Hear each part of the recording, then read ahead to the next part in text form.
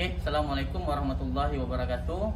Berjumpa lagi dengan kami dari tim pengajar teknik pemipaan, dengan saya Roni dan Dino beserta Cantike. Baiklah, kali ini saya akan mencoba membahas tentang penggunaan mesin pembuat snei pada pipa galvanis. Adapun bagian-bagian dari mesin tread ini sendiri, itu yang pertama seperti yang kita lihat, ini adalah fungsinya untuk memotong pipa galvanis yang telah kita lakukan pembuatan ulir atau treadnya. Kemudian di sini ada snei. Snei di sini sendiri berfungsi untuk membuat ulir yang kita inginkan. Seperti yang kita lihat di sini. Di sini dapat kita lihat yang di sini. Yang di sini dapat kita lihat bahwasanya ulir yang bisa dibuat itu dengan menggunakan pahatnya itu adalah ukuran setengah inci sampai 3/4 inci. Sedangkan pada mesin yang satu lagi kita bisa membuat ulir mulai dari 1 inci sampai 2 inci.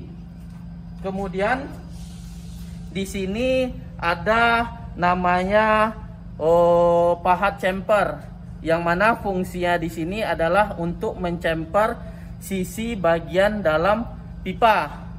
Kemudian di sini menggunakan handle, yang mana fungsi handle ini adalah untuk memajukan dan memundurkan dari meja mesin tread kita ini sendiri. Kemudian di sini ada 2 buah ragum. Yang pertama, ragum bagian depan menjepit pada pipa bagian depan, dan ragum pada bagian belakang itu menjepit pipa bagian belakang. Sedangkan di dalam mesin ini sendiri ada sebuah rotor yang berfungsi untuk memutar dari pipa galvanis yang kita gunakan. Kemudian di sini ada tombol on dan tombol off. Baiklah, untuk melakukan percobaan berikutnya akan dijelaskan sama saudara Dino. Yang mana pada percobaan kita kali ini kita menggunakan pipa ukuran 3/4 inci. Yang mana pipa ukuran 3/4 inci ini itu ukurannya berkisar antara 25 sampai 26. Oke. Untuk percobaan berikut akan dilakukan pada Dino. Oke, silakan Pak Dino.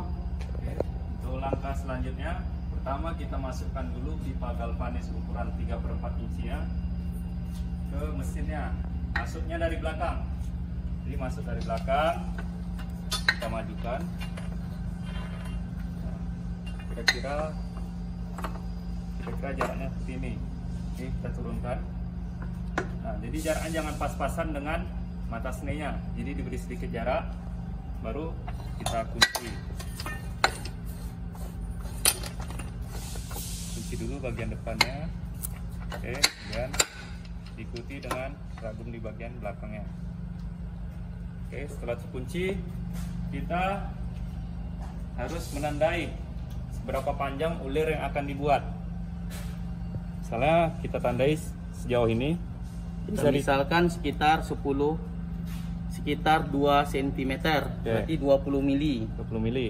Nah, kita tandai, ini bisa menggunakan selotip seperti ini. Kita lingkarkan ke pipa galvanisnya. Oke. Setelah itu, di sini udah ada keterangan bahwa ini matanya bisa digunakan dari ukuran setengah sampai 3/4. Nah, kebetulan pipa yang digunakan adalah ukuran 3/4, maka kita setting di sini. Cara menyetingnya, pertama tuas ini kita kendorin dulu.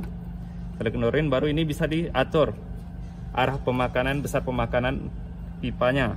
Dan di sini kita tadi menggunakan pipa 3/4. Di sini ada garis acuannya. Kita geser di sini, paskan di 3/4, baru dikunci.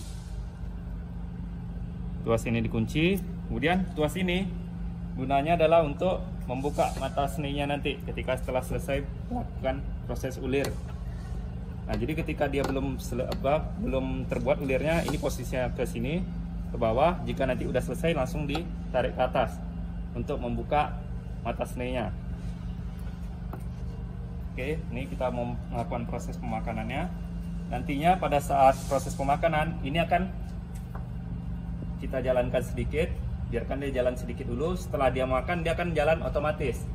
Ketika jalannya telah otomatis, yang perlu kita perhatikan hanya tuas ini dan tombol off. Ketika snake-nya telah akan mencapai garisnya ini, maka nanti kita matikan mesinnya. Lalu ketika telah mencapai garis, kita angkat ini tuas yang ini. Jadi nanti proses pemakanan ulirnya bisa pas di garisnya. Oke, ini kita coba dulu hidupkan mesinnya. Nah, ketika mesinnya telah hidup, dia ada olinya. Ini olinya sudah otomatis mengaliri mata snake-nya agar tidak panas. Oke, sekarang kita jalankan.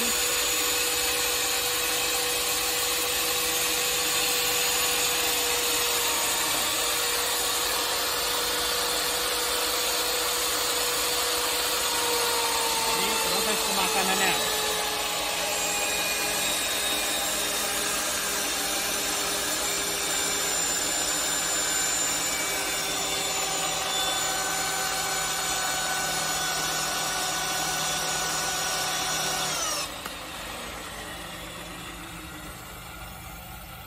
Nah, kurang lebih seperti itu caranya. Jadi ketika tadi mata snake-nya sudah mau mencapai garis yang ditandai, kita matikan mesin lalu cepat angkat tuas ini ke atas. Jadi ketika mata snake-nya sudah mencapai garis, dia langsung membuka sehingga tidak terjadi proses pemakanan lagi. Oke. Kemudian setelah selesai, handle ini sendiri kita tarik mundur ke belakang. Kemudian snake-nya kita naikkan ke bagian atas.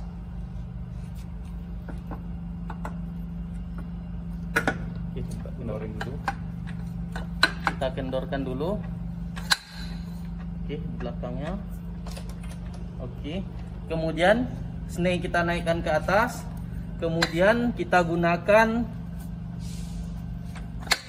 chamfer untuk mencemper sisi bagian dalam dengan cara menaikkan tuas handle.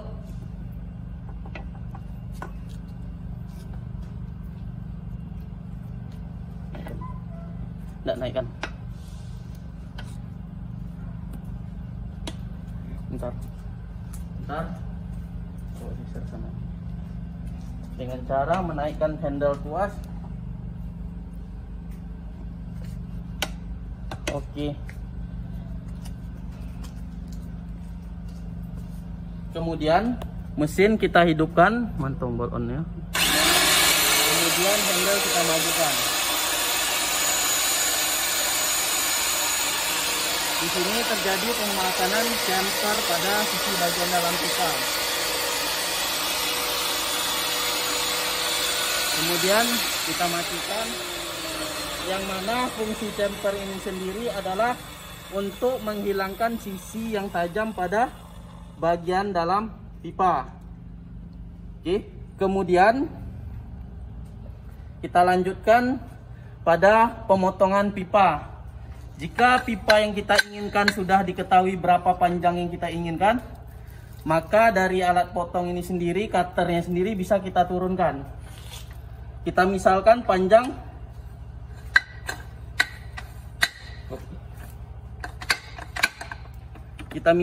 panjang dari pipa yang mau dipotong seandainya sepanjang ini. Kemudian kita hidupkan mesin. Kemudian handle-nya kita lakukan dengan cara diputar.